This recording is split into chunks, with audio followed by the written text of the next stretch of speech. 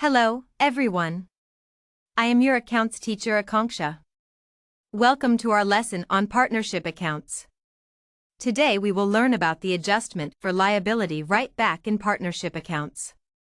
This is part 9 of our series on adjustments, so if you haven't seen the previous lessons, you might want to go back and watch those as well. Please note that the adjustment will be done in a similar manner, whether you are doing admission, retirement, death or change in profit ratio question. You need not understand the adjustments separately for these chapters. Before understanding the meaning of liability right back, let's first understand how liabilities are created in accounts. To understand this, we will take a few examples. First example. Goods purchased on credit. The journal entry will be purchases account debit and sundry creditors account credit. Here purchases is an expense and sundry creditors is a liability. Second example. When the partnership firm determines that it has a liability to pay rent, the journal entry would be rent expenses account debit and outstanding rent account credit. Here rent is an expense and outstanding rent is a liability. Third example. Suppose a court case is going on against partnership firm, and firm determines it may be required to pay a compensation under the court case.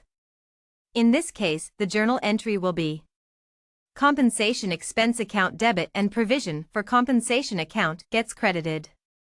Here compensation is an expense account, and provision for compensation is a liability account.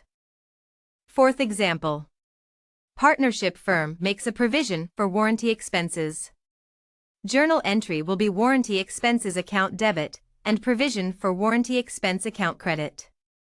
Here warranty is an expense account and provision for warranty is a liability account. In all the examples of creating a liability that we have seen above, two key observations come out. First, expenses are increased and hence debited. Second, liability is also increased and hence credited.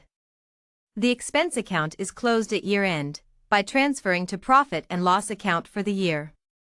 The liability account is shown in balance sheet every year till it is paid. Now we come to the concept of liability right back. If due to some reason, now the firm need not pay the liability created earlier, then the firm has to remove the liability from its balance sheet. Removing the liability from the balance sheet means the value of liability is to be made nil in the books of accounts. This is known as write back of liability. This is done by passing a journal entry which we will discuss later. There could be several reasons for non-payment of liability now. First, liability was wrongly created earlier. Second, earlier excess liability was created than was actually required.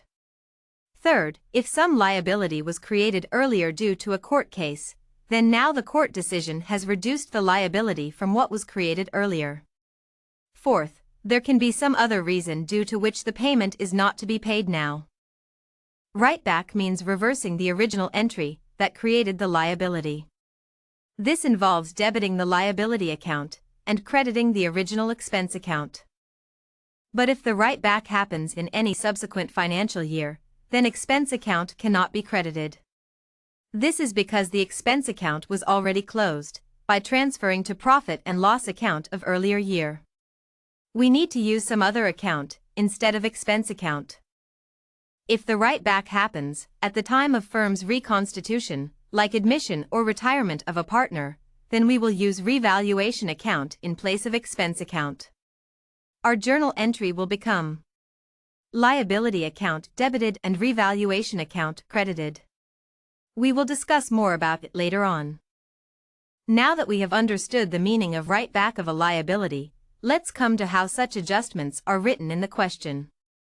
First, 5,000 rupees included in creditors is not likely to be claimed and to be written back. Second, creditors were written back by 5,000 rupees.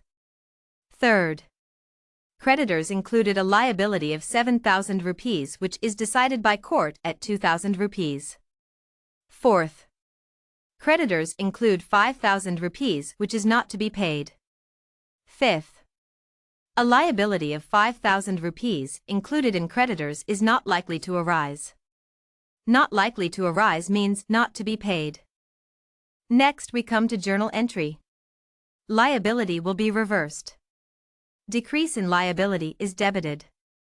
So liability account gets debited. As discussed earlier, the firm is not to make payment for this liability. This gives rise to revaluation gain, so revaluation account gets credited. Here you should understand that suppose you have to give money to someone earlier, but now you need not pay, then you stand to gain. Next we will discuss how this will be shown in revaluation account. Since there is a profit, so it will be shown on credit side of revaluation account. On the credit side we will write, by liability account. Remember in examination question, replace the word liability by the type of liability as given in the question. There will be no entry on the debit side of revaluation account. There will be no entry in partner capital account due to this adjustment. Next we will discuss how this adjustment will be shown in the balance sheet. In the balance sheet, the value of the respective liability as per question will be reduced. If it is creditors, then reduce the amount as per adjustment from creditors.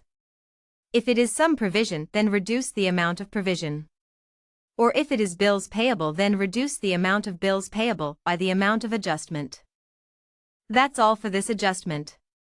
Thanks for watching. Stay tuned for explanation for more partnership accounts adjustments. Have a great day ahead.